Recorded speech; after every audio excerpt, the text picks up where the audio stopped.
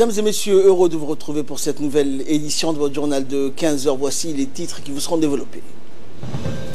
Le parti RPP organise aujourd'hui la deuxième édition des rencontres citoyennes au Palais du Peuple. Et en Tanzanie, naufrage d'un ferry sur le lac Victoria. La Tanzanie redoute un bilan dramatique.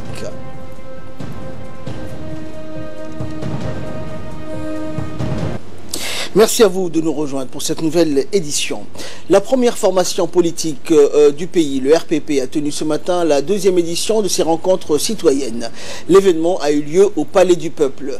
Cette rencontre citoyenne a vu la participation du Premier ministre et vice-président du parti, Abdelkader Kamil Mohamed, du secrétaire général du parti, Ilyas Moussa Dawale, des membres du gouvernement. Une atmosphère donc de grand jour régnait chez les leaders, militants et sympathisants du Rassemblement populaire pour le progrès, le RPP. C'était également l'occasion pour le RPP d'y nouer un débat constructif avec des femmes et hommes représentatifs de toutes les couches sociales. Universitaires, ouvriers, médecins, jeunes diplômés intellectuels, hommes d'affaires et enseignants ont été appelés donc à réfléchir sur les différents défis socio-économiques qui se posaient à notre horizon commun. Les uns et les autres confronteront ainsi donc leur point de vue autour des conditions de construction d'une communauté de destin. Et c'est tout à l'honneur du parti RPP donc qui entend par ce billet vulgariser ses idéaux fondateurs auprès du grand public et donc de susciter de nombreuses adhésions. Djibouti, donc nos valeurs et notre rôle dans un contexte de bouleversement géopolitique et géostratégique régional et international. Les travaux de cette rencontre citoyenne ont débuté par la présentation et des discussions autour du thème intitulé « Le rôle de Djibouti et sa spécificité dans la promotion de la paix dans la région et dans le continent, la responsabilité de Djibouti avec ses partenaires stratégiques ».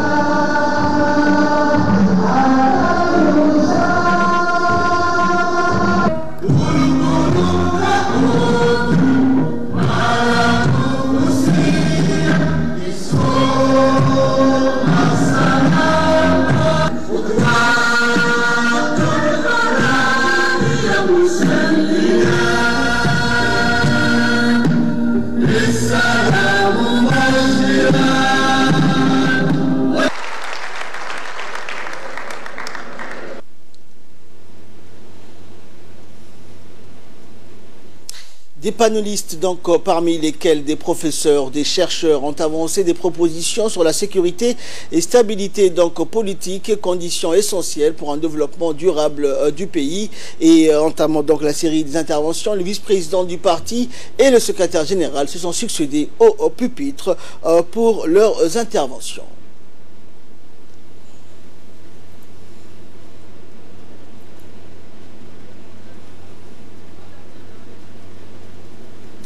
Et à présent, je vous propose de suivre l'intervention ou l'allocution du secrétaire général et ministre des Finances du parti RPP, Ilyas Moussa Dawale.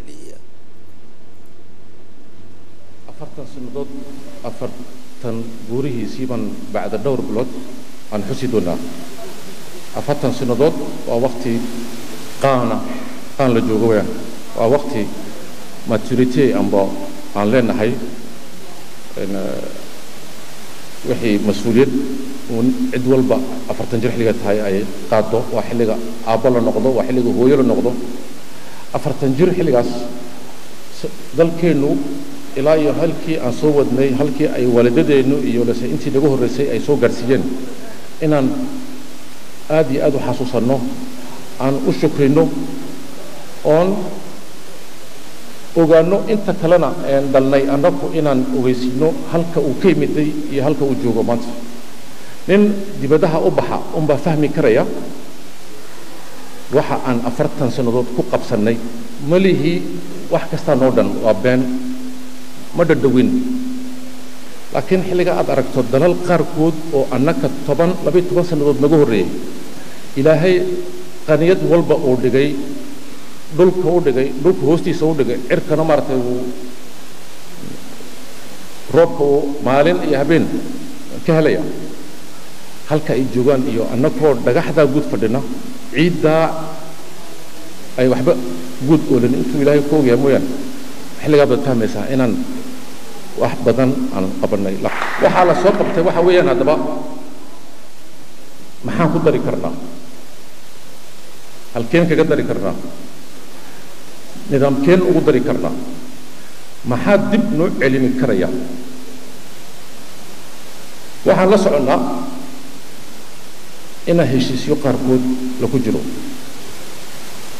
hawada baa jirta waa hawo fiican Djibouti madaxweynaheenu Ismaaciil Umar Geele waa kii siyaasad warqad maanta dawladda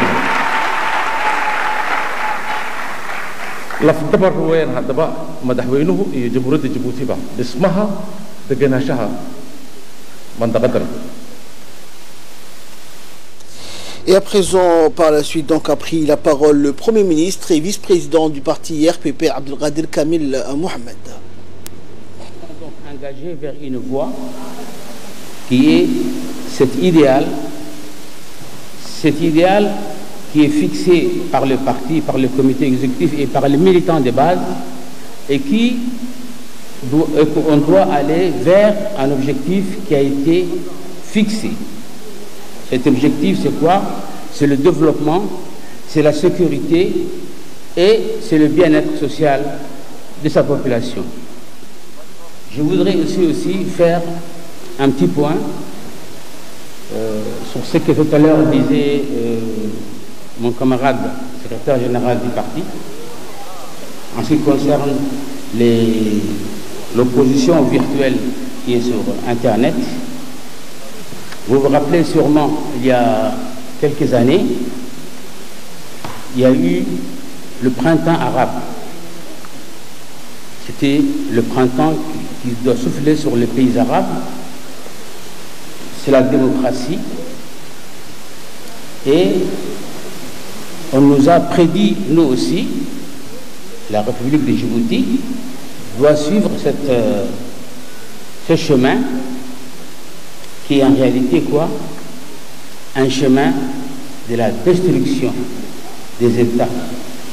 Un chemin où les populations sont actuellement dans le désarroi. Et c'est malheureux aujourd'hui que Djibouti, avec un leadership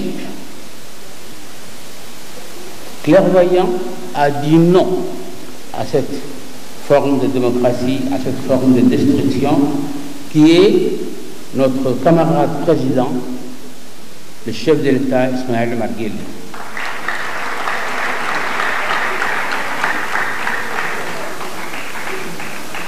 Mais ces opposants n'ont pas encore terminé. Maintenant, ils reprennent un autre flambeau. Parce que pour eux, c'est, en fin de compte, c'est une vogue. La Corne de l'Afrique a vu un certain nombre de réalisations, pas de réalisations, plutôt des bouleversements politiques, notamment en Éthiopie. Et ils ont dit que Djibouti ne doit pas rester en dehors. Et ce qui est malheureux, je me rappelle à l'époque quand il y a eu le conflit en 2010, certains mouvements ont demandé carrément au président Issès Afwerki d'envahir le pays, d'envahir la République de Djibouti pour les installer eux sur le pouvoir. Ils ont dit, on n'a jamais dit ça. Ils disent carrément, c'est la République de Djibouti qui a provoqué l'Érythrée pour la guerre. C'est la République de Djibouti qui a eu tort d'engager la guerre contre l'Érythrée. Alors que nous sommes un pays qui était paisible, malgré les problèmes qu'il y avait dans la région à l'époque, nous avons tout fait pour rester à l'écart de ce conflit. Plusieurs partisans, sympathisants et militants du parti RPP ont pris part donc à ce grand forum organisé par le RPP. Écoutons l'un d'entre eux, en l'occurrence le ministre de l'Enseignement supérieur et de la Recherche, Dr Nabil Mohamed Ahmed. Je voudrais d'abord, bien sûr, féliciter les organisateurs pour cette deuxième édition. Cette deuxième édition est très importante dans la mesure où on parle aujourd'hui de la citoyenneté des Djiboutiens qu'on souhaiterait avoir dans notre pays. Elle correspond à ce que le président de la République, lors de sa campagne, Djibouti avant tout. Or, pour faire Djibouti avant tout, il faut faire un citoyen qui pense à Djibouti avant tout. Et dans ce cadre-là, nous devons également revenir à notre histoire, comment notre pays a pu se construire, a pu se faire, comment à travers la vision de deux présidents, nous avons axé toute notre politique et tous nos efforts et tout notre engagement sur la paix. Et aujourd'hui, le monde entier témoigne pour Djibouti que c'est un pays de paix et il ne peut avoir de développement sans paix. Encore fallait-il que, à travers les débats qu'il y a aujourd'hui, que nos compatriotes comprennent l'importance de cette paix et l'importance de Djibouti dans la région. Et ce n'est pas ne pas s'arrêter là et faire que Djibouti soit un pays aussi, malgré sa taille, un pays qui puisse avoir un poids dans la décision politique et un poids au niveau international. Et je crois que de ce côté-là, nous avons déjà gagné un grand pari. Dans le reste de l'actualité, le président de l'Assemblée nationale, Mohamed Ali Ahmed, accompagné de plusieurs de ses pairs arabes, asiatiques et européens, a été reçu donc hier jeudi à Bakou par le président de la République d'Azerbaïdjan, Ilham Aliyev, rapporte donc l'ADI. À cette occasion, le président Ahmed a transmis au chef de l'État azerbaïdjanais les salutations et les meilleurs vœux de bonheur de son homologue djiboutien Ismaël Omar Guelleh. Il a exprimé par ailleurs au président Aliyev ses remerciements pour l'honneur et la considération témoignée à son égard depuis son arrivée dans cette belle ville de Bakou le 19 septembre dernier. Le ministre du Commerce a reçu donc une délégation du COMESA. Avant d'entamer la deuxième journée de l'atelier, le ministre délégué chargé du commerce, des PME, de l'artisanat, du tourisme, de la formalisation, Hassan Ahmed Ibrahim, a tôt donc ce matin reçu la délégation du COMESA. Au cours de cette brève rencontre, la délégation avec à sa tête Mekia Reddy a exposé l'objectif principal du projet nommé 50 millions de femmes ont la parole. Impliquer les femmes entrepreneurs dans le tissu économique national afin qu'elles deviennent les acteurs de demain. Le ministre, quant à lui, a félicité cette initiative qui, a-t-il dit, que son ministère donc ne ménagera aucun effort pour mettre à disposition tous les moyens nécessaires. Rappelant au passage que le point focal de ce projet nommé 50 millions de femmes ont la parole sera le ministère du Commerce en République de Djibouti. Un communiqué de l'ONEAD à présent qui informe les habitants des quartiers Odan 1 et 2, PK12, Barwaro et Hayablé que l'alimentation en eau sera suspendue dans la journée du dimanche 23 septembre de 8h à 16h en raison des travaux d'entretien du réseau de distribution de ces quartiers. L'ONEAD compte sur la compréhension de son aimable clientèle pour l'inconvenance de cette situation. On en parlait donc dans nos journaux d'hier, la gendarmerie nationale et le 19 septembre dernier à 6h, un accident mortel de la circulation routière s'est produit sur la route nationale 5, plus précisément donc à 3 km de la frontière du Galilée. Il s'agit donc d'une collision frontale entre un bus à son bord 30 passagers qui se dirigeait donc vers la frontière et un camion poids lourd éthiopien venant en sens inverse. En effet, le conducteur du bus roulant à vive allure a effectué donc un dépassement dangereux d'une rangée des camions avant de percuter de plein fouet donc le camion éthiopien. Cet accident a coûté la vie donc à 4 personnes, y compris et a fait le conducteur donc qui a fait 15 blessés graves qui ont été évacués sur l'hôpital général Pelletier et l'hôpital régional d'Ali Sabié. Les opérations de constatation donc ainsi que la régulation de la circulation ont été assurées par les gendarmes de la brigade d'Ali Sabié. Une fois de plus, la gendarmerie donc demande aux usagers de la route d'observer strictement la réglementation de la sécurité routière. Balho, à présent situé à 110 km de Tadjoura, est une des localités de circonscription frontalière, donc administrative de la région de Dora. Ce petit village qui vivait toutefois au mode de culture nomade caractérisée par la transhumance et le mode d'habitation rural connaît aujourd'hui une transformation décisive. Ils ont passé de tout cool aux maisons dures. Les bétails, donc, ce sont de plus en plus donc leur seule préoccupation pour dire que ce village vivre au même rythme que le milieu urbain. Cette transformation est arrivée donc grâce à la volonté du chef de l'État qui s'est rendu autrefois dans cette région afin de constater les conditions d'existence de la communauté rurale. Grâce à cet homme de bonne volonté, Balhou donc dispose aujourd'hui de structures éducatives et sanitaires et les corvées d'eau donc sont atténuées à travers des forages et de nombreuses retenues d'eau. En effet, les femmes de Balhou sont des femmes batteuses et battantes également malgré les difficultés rencontrées, ne baissant surtout pas les bras et exercent avec détermination les activités artisanales telles que l'usage de la vannerie, considérée comme l'une des activités la plus répandues donc exercées par la plupart des femmes et qui sont confectionnées et commercialisées. Les femmes de Balhou incarnent également cette volonté profonde d'exercer aussi d'autres activités que l'artisanat telles que le petit commerce, les activités de restauration, prouvant et témoignant encore une fois de l'ambition de développement des activités génératrices de revenus. Page nécrologie à présent pour que l'actualité nationale. Nous avons appris avec tristesse et émotion survenue suite à une longue